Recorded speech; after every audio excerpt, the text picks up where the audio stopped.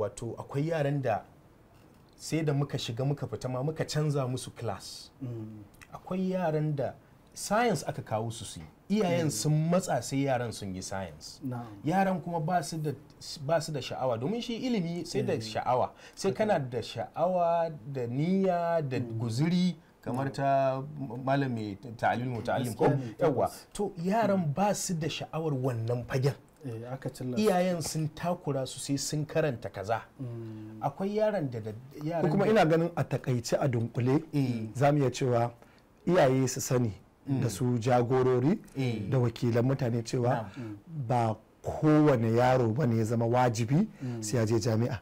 mu saka wannan a ran cewa akwai yaron da yace me yasa dole sai ko ya je jami'a, diploma kadai ta ishe shi. Akwai yaron da NCE kadai ya ishe shi. Akwai yaron da kuma digiri yake bukata, wani masters, wani PhD yake bukata. To kowa a duba ga me yake fi bukata.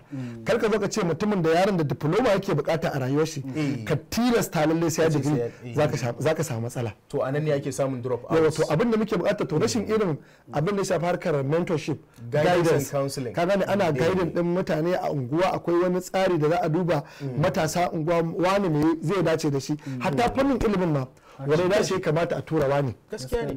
Zaka ga wani abin da ya kamata ya karanci engineering amma sai a tura shi harkar sciences misali. Wani kuma a kamata a je a ce ya karanci sciences din amma sai a tura shi yau wani literature. Ka gani to a rinka duba baiwa ta ɗalibai da gogewar su sai a yi supporting din su a karfafe su.